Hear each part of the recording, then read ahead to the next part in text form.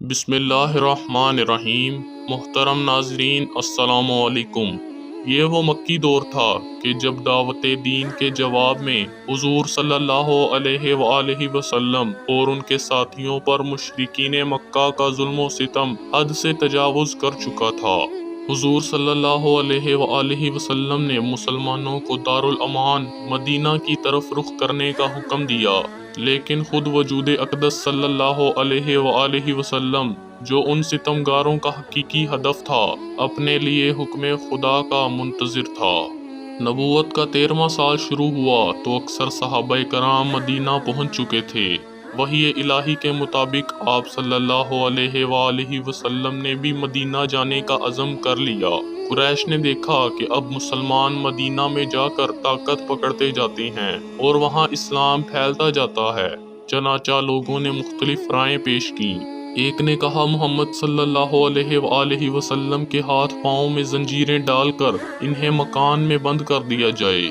دوسرے نے کہا جلا وطن کر دینا ہی کافی ہے۔ ابو جہل نے کہا ہر قبیلے سے ایک شخص کا انتخاب کیا جائے اور پورا مجمع ایک ساتھ مل کر تلواروں سے ان کا خاتمہ کر دے۔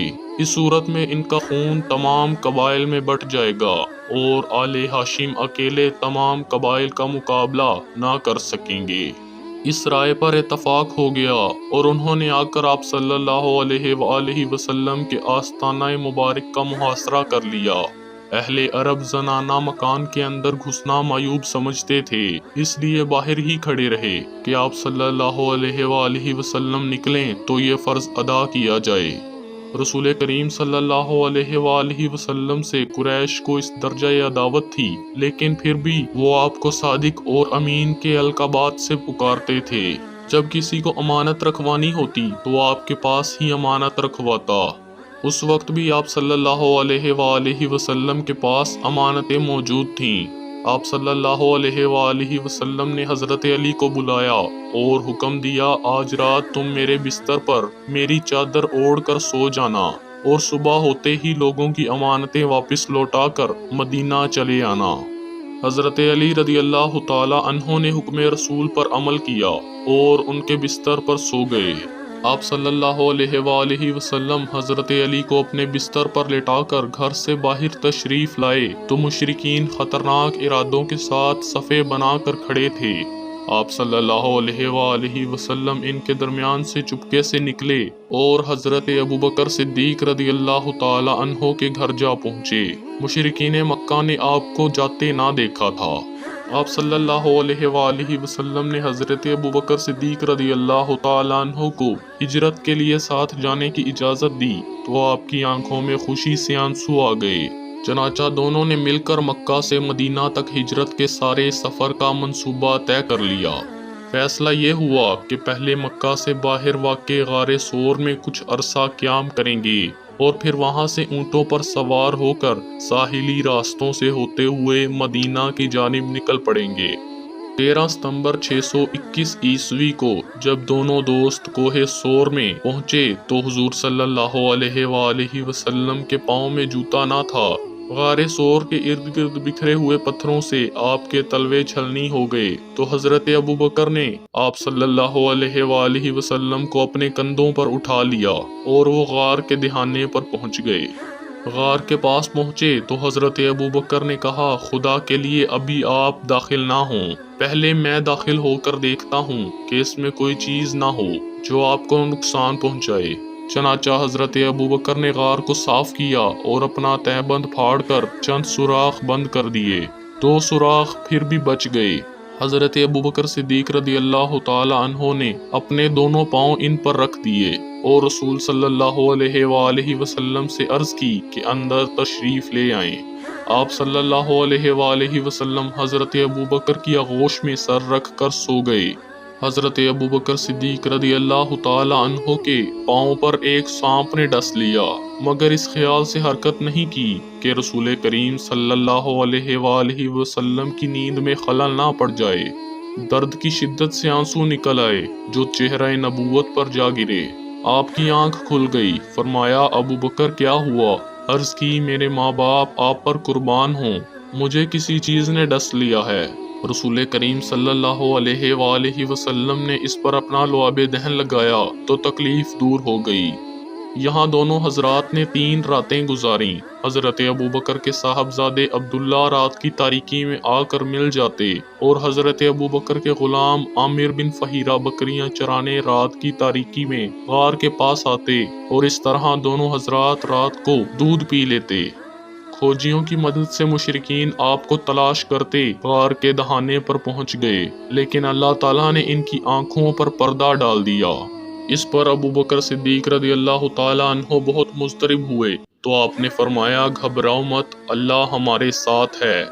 حقیقت یہ تھی کہ قدرت خود بھی ان کی حفاظت کر رہی تھی۔ ایک مکڑے نے غار کے منہ پر جال بنا دیا تھا۔ قریب ہی ایک جنگلی فاختہ نے گھونسلہ بنا کر انڈے بھی دیے ہوئے تھے۔ چنانچہ جب تعاقب میں ادھر آنے والے جال اور گھونسلہ دیکھتے تو انہیں یقین ہو جاتا کہ اس قدر ویران جگہ میں کسی انسان کا چھپنا ممکن نہیں، اس لیے وہ آپ کی تلاش میں دوسری سمتوں کی جانب نکل جاتے۔ بعض مورخین نے لکھا ہے کہ حضرت ابوبکر صدیق رضی اللہ تعالیٰ عنہ کی بیٹی حضرت اسماء رضی اللہ تعالیٰ عنہا رات کی تاریکی میں کھانا پکا کر غار کے دہانے پر جا پہنچتی اور انہیں کھانا دے آتی تھیں۔ مشرکین مکہ نے یہ اعلان کیا تھا کہ جو آپ صلی اللہ علیہ وآلہ وسلم کو ڈھونڈ کر لائے گا اسے بہت انعام دیا جائے گا۔ سراقہ بن جوشم انعام کی لالچ میں نکلا۔ وہ گھوڑے پر سوار نیزہ لیے اس کارواں کے قریب پہنچا تو اس کا گھوڑا پھسلا اور وہ گر گیا۔ پھر سوار ہوا اور گھوڑا دوڑانے لگا۔ حضرت ابوبکر بار بار مڑ کر پیچھے دیکھ رہے تھے۔ اس کا کہنا ہے کہ اچانک میرے گھوڑے کے دونوں پاؤں زمین میں دھنس گئے اور میں گر گیا۔ میرے دل میں یہ بات بیٹھ گئی کہ رسول اللہ صلی اللہ علیہ وآلہ وسلم کا معاملہ غالب ہو کر رہے گا۔ 8 ربیع الاول 1 ہجری کے مطابق 2 دسمبر 622 عیسوی کو رسول پاک صلی اللہ علیہ وآلہ وسلم نے قباء میں قیام فرمایا۔ یہاں 4 دن قیام فرمایا اور حکم الہی کے مطابق جمعہ کے دن مدینہ کی طرف روانہ ہو گئے۔ حضور صلی اللہ علیہ وآلہ وسلم کے مکہ سے روانہ ہونے کی خبر پہلے ہی مدینہ پہنچ چکی تھی۔ آپ صلی اللہ علیہ وآلہ وسلم کی آمد کسی روز بھی متوقع تھی۔ مسلمان آپ صلی اللہ علیہ وآلہ وسلم کا بے تابی سے انتظار کر رہے تھے۔ ان کے ٹولے ہر روز باہر نکل آتے اور آپ صلی اللہ علیہ وآلہ وسلم کی راہ تکتے رہتے، اور جب سورج بہت تیز ہو جاتا تو مایوس ہو کر گھروں کو لوٹ جاتے۔ یہ سلسلہ کئی روز تک جاری رہا۔ آخر کار وہ پرمسرت گھڑی آ پہنچی جس کا سب کو بے تابی سے انتظار تھا۔ سب سے پہلے ایک یہودی کی نگاہ آپ پر پڑی۔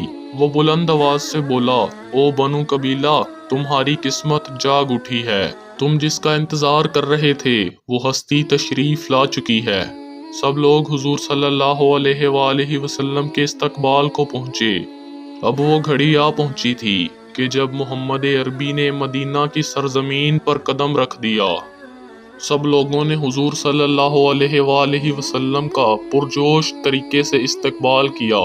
مدینہ کے مسلمان بچوں نے سن رکھا تھا کہ حضور کو بچوں سے بے انتہا محبت ہے۔ اجلے کپڑے زیب تن کیے وہ کب کے آپ کے انتظار میں بیٹھے تھے۔ جو ہی آپ مدینہ میں داخل ہوئے، بچوں نے ہاتھ ہلا ہلا کر آپ کا والہانہ استقبال کیا اور خوشی کے گیت گائے۔ ان کے ننھے منھے گیت کی سریلی سروں سے سارا شہر مسرتوں سے مہکنے لگا۔ ننھے بچوں کے جوش و جذبے سے حضور صلی اللہ علیہ وآلہ وسلم بے حد مسرور ہوئے۔ آپ نے ان سب سے فردن فردن ہاتھ ملائے، انہیں چوما، گلے لگایا، انہیں دعائیں دی۔ آپ صلی اللہ علیہ وآلہ وسلم نے انہیں یقین دلایا کہ آپ ان کے ساتھ رہنے، ان کے ساتھ کھیلنے اور ان کی جھولیاں خوشیوں سے بھر دینے کے لیے مدینہ تشریف لائے ہیں۔